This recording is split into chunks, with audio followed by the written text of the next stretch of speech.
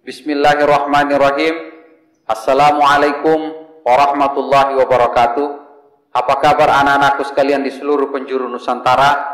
Semoga tetap sehat, tetap semangat belajar, meski harus belajar di rumah masing-masing.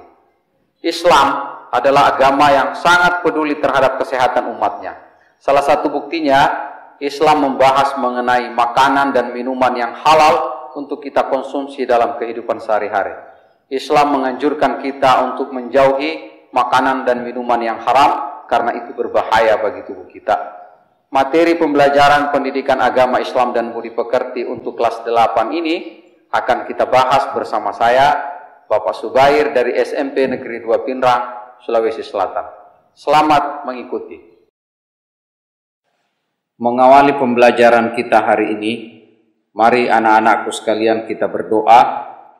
Semoga ilmu yang akan kita pelajari mendapat berkah dan bermanfaat. Bismillahirrahmanirrahim. Rabbi zidni ilma warzuqni fahma waj'alni minas solihin. Ya Allah, tambahkanlah aku ilmu dan berikanlah aku pemahaman, dan jadikanlah aku termasuk golongan orang-orang yang soleh. Amin. Adapun tujuan pembelajaran kita, yang pertama, menjelaskan pengertian makanan dan minuman yang halal dan haram. Yang kedua, menjelaskan jenis-jenis makanan dan minuman yang halal dan haram. Yang ketiga, menunjukkan dalil tentang makanan dan minuman yang halal dan haram. Lalu yang keempat, menjelaskan manfaat mengonsumsi makanan dan minuman halal. Lalu yang kelima adalah menjelaskan akibat yang dapat ditimbulkan dari mengonsumsi makanan dan minuman yang haram. Sebagai pengantar materi ini, mari anak-anakku kita menyimak cuplikan video yang cukup baik menggambarkan tentang kuliner halal dari pengalaman seorang YouTuber Indonesia di Korea Selatan. Mari kita simak.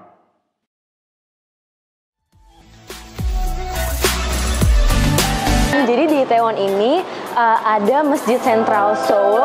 Jadi di daerah sini tuh banyak makanan halal juga, restoran halal. Sekarang aku pengen ngajak teman-teman makan siang di salah satu restoran Korea yang halal. Namanya Mure Restoran. Nah, setelah kita belok kiri, kan semakin dekat sama masjid. Suasana muslimnya makin kental juga. Banyak restoran-restoran halal. Nah, salah satunya adalah restoran Siti Sarah ini. Setahu aku ini yang punya orang Indonesia deh, kalau nggak salah ya. Kalau di Itaewon ini sih restorannya kebanyakan restoran halalnya itu restoran Turki gitu, restoran Timur Tengah, India, kayak gini-gini. Kan pokoknya logo-logo halal bertebaran. Bahkan ada travel umroh haji juga di sini. Setelah ketemu si travel tadi, langsung ada, tada, ini dia restoran yang aku mau ajak teman-teman makan. Namanya Mure. Jadi si Mure ini dia makanannya itu makanan Korea. Jadi dia makanan tradisional Korea, tapi halal. Jadi buat teman-teman yang mau nyobain kayak bulgogi, kimchi, tapi yang halal bisa kesini. Mure Restoran ini self-certified sebagai restoran yang halal. Jadi di Korea ini untuk restoran yang ada kategori halalnya itu ada 4 jenis. Yang pertama itu halal certified. Kalau dia udah halal certified, itu artinya restoran tersebut benar-benar udah disertifikasi halal sama Korean Muslim Federation. Terus level yang kedua, itu yang paling halal tuh. Nah, kalau yang kedua itu namanya self-certified. Jadi meskipun dia itu belum dapat sertifikasi dari KMF, tapi yang punya itu orang Muslim. Jadi semua bahan makanannya itu dipastikan halal. Wah, restorannya udah mulai rame. Ayam, terus sayuran, terus ada tteokbokki juga. Semuanya itu dimasak pakai saus gochujang. Side dish-nya apa aja sih? Biasanya yang dapat itu odeng. Terus ada kim atau rumput laut. Terus ada ikan teri. ini apa ya? Tribalado. Tribalado sama ada kimchi. Setelah kenyang, aku sekarang udah jam 4.41. Nah, anak-anakku sekalian, tadi kita telah menyimak cuplikan video yang memberikan informasi kepada kita tentang kuliner halal. Informasi dalam cuplikan video itu ternyata sangat relevan dengan Quran Surah Al-Ma'idah ayat 88. Mari anak-anakku kita bersama-sama membaca Quran Surah Al-Ma'idah ayat 88 ini. A'udzubillahi minasyaitonirrajim. Bismillahirrahmanirrahim. Wa kulu mimma razaqakumullah halalan thayyiba wattaqullaha allazi antum bihi mu'minun. Dan makanlah dari apa yang telah diberikan Allah kepadamu sebagai rezeki yang halal lagi baik, dan bertakwalah kepada Allah yang kamu beriman kepadanya. Quran Surah Al-Ma'idah ayat 88.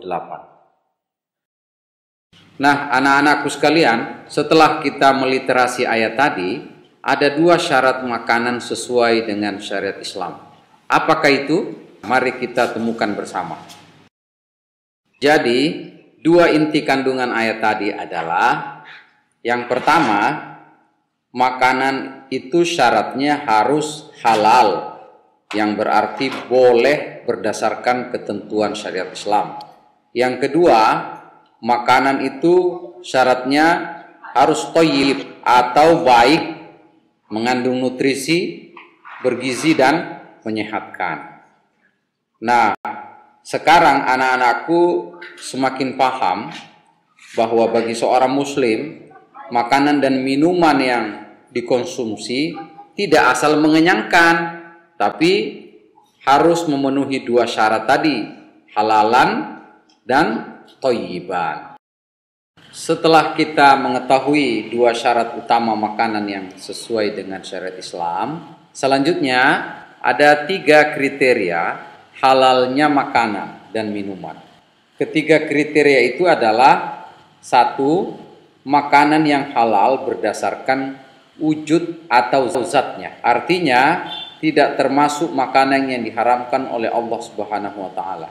Yang kedua, cara mendapatkannya.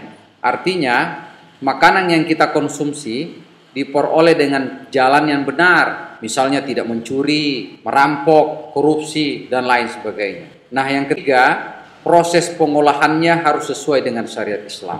Jadi ketiga hal ini, wujudnya, cara mendapatkannya, proses pengolahannya adalah kriteria halalnya makanan dan minuman. Nah, anak-anakku kira-kira sudah paham inti dan poin penting syarat dan kriteria makanan halal? Lalu bagaimana jenis-jenis makanan yang halal berdasarkan wujudnya? Mari ikuti penjelasan berikut ini. Yang pertama, makanan halal karena ada dalil baik Al-Quran maupun hadis yang secara jelas membolehkannya. Hal ini kita dapat pahami dari sabda baginda Rasulullah sallallahu alaihi wasallam, Allahumma shalli wa sallim wa barik alaihi, al-halalu ma ahallallahu fi kitabihi wal haramu ma harramallahu fi kitabihi wa ma sakata anhu fahuwa mimma afalakum, rawahu Ibnu Majah wa Tirmizi. Apa yang dihalalkan oleh Allah dalam kitabnya adalah halal, dan apa yang diharamkan Allah di dalam kitabnya adalah haram. Dan apa yang didiamkan, tidak diterangkan, maka barang itu termasuk yang dimaafkan. Hadis riwayat Ibnu Majah dan Tirmizi. Selanjutnya yang kedua, makanan yang halal adalah makanan yang tidak kotor dan tidak menjijikkan. Hal ini berdasarkan firman Allah Subhanahu wa taala dalam Quran surah Al-A'raf ayat 157. A'udzubillahi minasyaitonirrajim. Bismillahirrahmanirrahim. Wa yuhillu lahumut thayyibat wa yuharrimu alaihimul khaba'ith. Artinya, dan yang menghalalkan segala yang baik bagi mereka dan mengharamkan segala yang buruk bagi mereka. Dan yang ketiga, makanan yang halal, karena makanan itu tidak mendatangkan mudarat, tidak membahayakan kesehatan tubuh, tidak merusak akal, serta tidak merusak moral dan akidah. Hal ini bisa kita temukan dalam Quran surah Al-Baqarah ayat 168. A'udzubillahi minasyaitonirrajim. Bismillahirrahmanirrahim. Ya ayyuhan nasu kulu mimma fil ardi halalan thayyiba wa la tattabi'u khutuwatis syaitan innahu lakum aduwwum mubin. Wahai manusia, makanlah dari makanan yang halal dan baik yang terdapat di bumi ini, dan janganlah kamu mengikuti langkah-langkah setan. Sungguh setan itu musuh yang nyata bagimu. Nah, sekarang ini anak-anakku sekalian, kita akan membahas mengenai jenis-jenis makanan yang haram yang tidak boleh kita konsumsi. Simak penjelasan berikutnya. Makanan haram karena disebut secara jelas dalam Al-Quran. Mari kita membaca Quran surah Al-Ma'idah ayat 3. Ayo ikuti saya. A'udzubillahi minasyaitonirrajim. Bismillahirrahmanirrahim. Hurrimat alaikumul maitatu waddamu wa lahmul khinziri wa ma uhilla li ghairillahi bih wal munkhaniqatu wal mawquzatu wal mutaraddiyatu wan natihatu wa ma akalas sab'u illa ma zakkaitum wa ma zubiha 'alan nusubi wa an tastaqsimu bil azlam dzalikum fisq. Artinya, diharamkan bagimu memakan bangkai, darah, daging babi dan daging hewan yang disembelih bukan atas nama Allah, yang tercekik, yang dipukul, yang jatuh, yang tanduk, dan yang diterkam binatang buas, kecuali yang sempat kamu sembelih. Dan diharamkan pula yang disembelih untuk berhala, dan diharamkan pula mengundi nasib dengan azlam atau anak panah, karena itu perbuatan fasik. Quran surah Al-Ma'idah ayat 3. Berdasarkan Al-Quran surah Al-Ma'idah ayat 3 ini, ada jenis-jenis makanan yang haram. Yang pertama adalah bangkai, yang kedua adalah darah, yang ketiga adalah daging babi, yang keempat adalah daging yang disembelih atas selain Allah Subhanahu wa taala, yang kelima hewan yang mati tercekik, dipukul, ditanduk, diterkam, dan yang keenam adalah hewan yang disembelih untuk berhala. Makanan haram berikutnya adalah semua jenis makanan yang mendatangkan mudarat atau bahaya terhadap kesehatan badan, jiwa, akal, moral, dan akidah. Hal ini dapat kita pahami dalam Quran surah Al-A'raf ayat 33. A'udzubillahi minasyaitonirrajim. Bismillahirrahmanirrahim. Qul innama harrama rabbiyal fawahisha ma zahara minha wa ma batan wal ithma wal baghya bighairil haqq. Katakanlah Muhammad, Tuhanku hanya mengharamkan segala perbuatan keji yang terlihat dan yang tersembunyi, perbuatan dosa dan perbuatan zalim tanpa alasan yang benar. Quran surah Al-A'raf ayat 33. Selanjutnya, jenis makanan yang haram adalah semua jenis makanan yang kotor dan menjijikkan, atau dalam bahasa Al-Quran disebut dengan khobais. Ini kita bisa temukan penjelasannya dalam Quran surah Al-A'raf ayat 157. A'udzubillahi minasyaitonirrajim. Bismillahirrahmanirrahim. Wa yuhillu lahumut thayyibat wa yuharrimu alaihimul khaba'ith. Dan yang menghalalkan segala yang baik bagi mereka dan mengharamkan segala yang buruk bagi mereka. Makanan yang haram berikutnya adalah makanan yang didapatkan dengan cara batil atau tidak benar. Berdasarkan Quran surah An-Nisa ayat 29. A'udzubillahi minasyaitonirrajim. Bismillahirrahmanirrahim. Ya ayyuhalladzina amanu la ta'kulu amwalakum bainakum bil batil illa an takuna tijaratan an taradim minkum wa la taqtulu anfusakum innallaha kana bikum rahima. Wahai orang-orang yang beriman, janganlah kamu saling memakan harta sesamamu dengan jalan yang batil atau tidak benar, kecuali dalam perdagangan yang berlaku atas dasar suka sama suka di antara kamu. Dan janganlah kamu membunuh dirimu, sungguh Allah Maha Penyayang kepadamu. Quran Surah An-Nisa ayat 29. Setelah kita membahas mengenai ketentuan makanan halal dan haram, saya meminta kepada anak-anakku untuk menuliskan beberapa contoh makanan yang halal dan yang haram yang ada di sekitar kita, di sekeliling kita. Ayo mulai, persiapkan buku dan pulpennya dan mulailah menulis beberapa contoh yang ada di sekitar kita. Nah, anak-anakku sekalian, semoga anak-anakku sudah mampu memahami dan membedakan antara makanan yang halal dan makanan yang haram. Selanjutnya kita akan membahas mengenai minuman yang halal maupun yang haram. Mari kita lanjutkan pembahasan berikutnya. Minuman halal adalah minuman yang boleh diminum menurut ketentuan syariat Islam. Semua jenis minuman yang ada di muka bumi ini pada dasarnya adalah halal hukumnya, kecuali terdapat dalil Al-Quran atau hadis yang menyatakan keharamannya. Ada 4 jenis minuman halal. Yang pertama, minuman itu tidak memabukkan. Yang kedua, minuman itu tidak mendatangkan mudarat atau bahaya terhadap manusia, baik untuk kesehatan badannya, akalnya, jiwa maupun akidahnya. Dan yang ketiga, minuman itu tidak najis. Yang keempat adalah minuman itu harus didapatkan dengan cara yang halal, tidak dengan mencuri dan lain-lain. Kemudian minuman yang haram untuk kita konsumsi, apa saja kriterianya? Berikut penjelasannya. Minuman yang haram yang pertama adalah minuman yang memabukkan.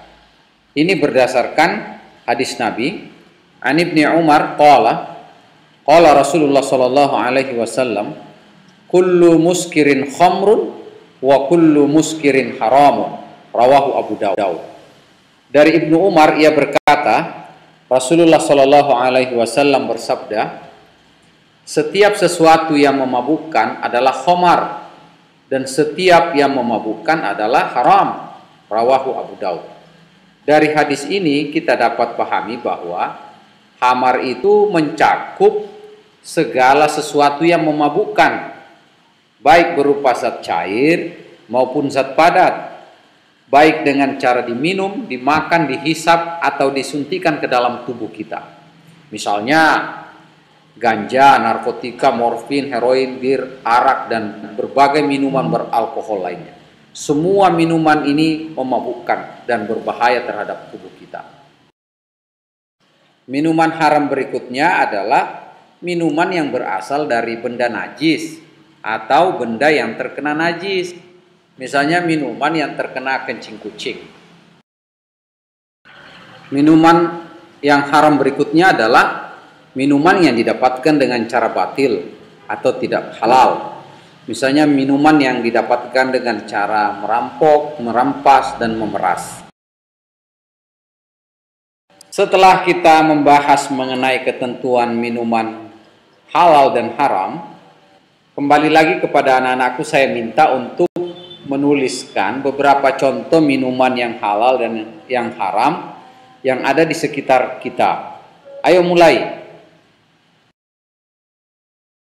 Nah, anak-anakku sekalian, tadi kita telah membahas mengenai kriteria dan jenis-jenis makanan dan minuman yang halal maupun yang haram. Tentunya kita telah memiliki gambaran mengenai apa manfaat dari mengonsumsi makanan dan minuman yang halal itu. Begitu pula sebaliknya, apa akibat buruk dari mengonsumsi makanan maupun minuman yang haram.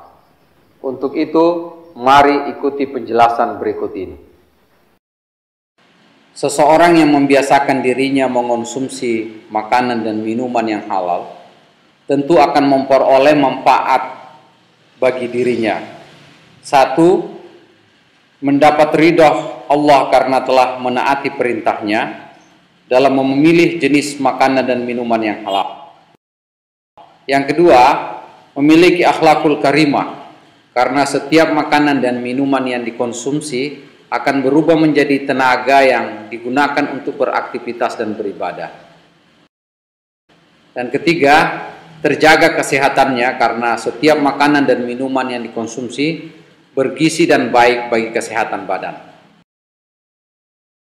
Lalu bagaimana akibat buruk atau bahaya dari mengonsumsi makanan dan minuman haram ini? Anak-anakku sekalian, tentu makanan dan minuman yang haram ini akan menimbulkan banyak sekali akibat buruk, baik bagi diri sendiri, orang lain, masyarakat sekitar, maupun lingkungan secara luas. Akibat buruk itu antara lain: 1. Amal ibadahnya tidak akan diterima dan doanya tidak akan dikabulkan oleh Allah Subhanahu wa Ta'ala. Yang kedua, makanan dan minuman haram bisa merusak jiwa, terutama minuman keras khamar.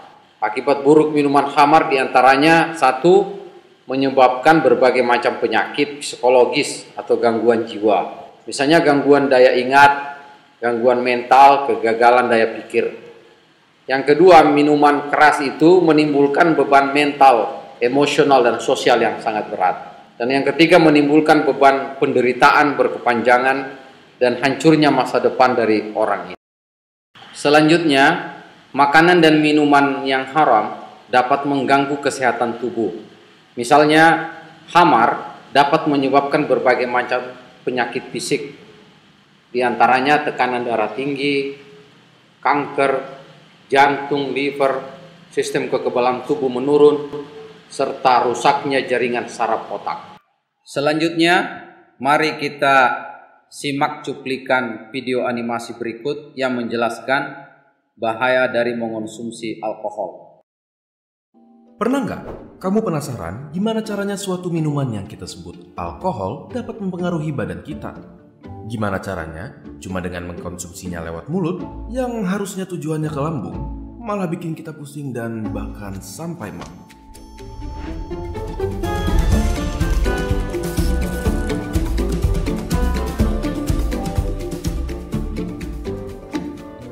Coba kita mulai dari alkoholnya sendiri.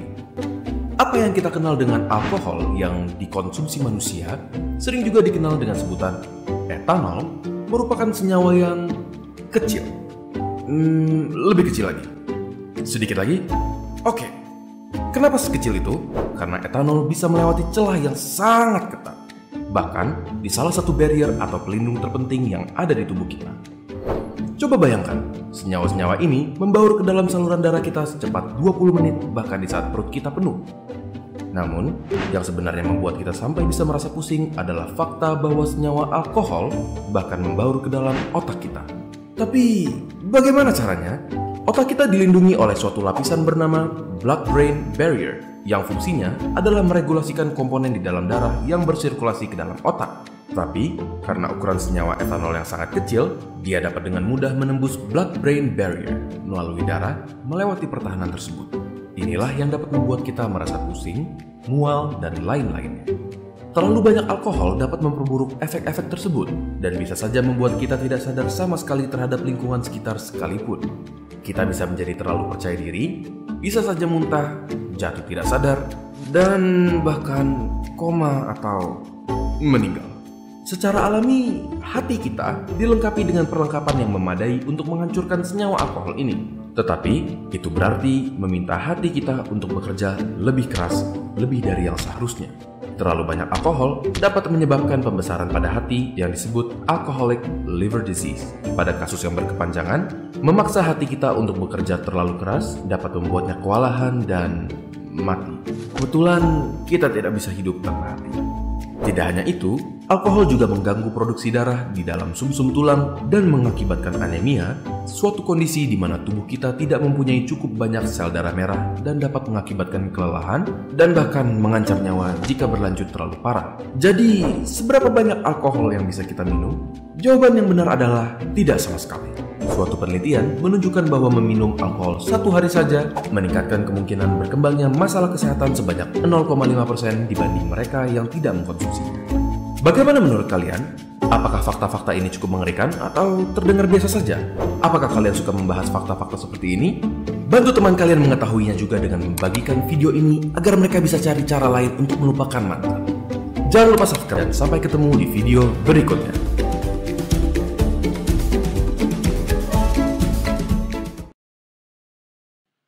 Dan yang keempat, makanan dan minuman haram menghalangi seseorang dari mengingat Allah Subhanahu wa taala.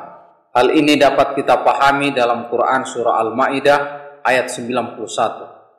A'udzu billahi minasyaitonir rajim. Bismillahirrahmanirrahim. Innama yuridu syaitanu ayyuqi'a bainakumul adawata wal baghdha'a fil khamri wal maisir wa yasuddakum an zikrillahi wa anis salati fahal antum muntahun.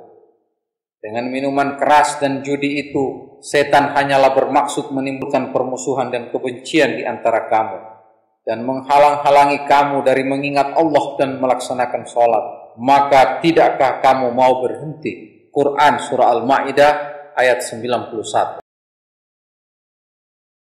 Baiklah anak-anakku sekalian, untuk melatih penguasaan materi ini, Bapak telah membuat kuis online yang bisa diakses melalui alamat yang tertera pada layar tiny.cc/makanan12. Sebelum Bapak mengakhiri pembelajaran kita hari ini, saya kembali berpesan kepada anak-anakku untuk tetap teliti, berhati-hati dan selektif dalam memilih jenis makanan maupun minuman. Pilihlah jenis makanan dan minuman yang halal dan baik, yang menyehatkan tubuh kita, yang berberkah dan mendapat ridha dari Allah Subhanahu wa taala, dan pilihlah atau belilah makanan dan minuman yang berlabel halal, terutama jenis makanan dan minuman dalam bentuk kemasan. Dan tak lupa pula saya berpesan kepada anak-anakku sekalian, untuk sementara tetaplah di rumah, hindari keramaian, jaga jarak sosial. Kalau terpaksa harus keluar rumah, gunakanlah masker, seringlah cuci tangan, bersihkanlah lingkungan sekitar, dan yang paling penting, mari tetap berdoa. Semoga Allah Subhanahu wa taala bisa mengeluarkan kita dari wabah yang sedang melanda bangsa dan negara kita. Cukup sekian. Wassalamualaikum warahmatullahi wabarakatuh.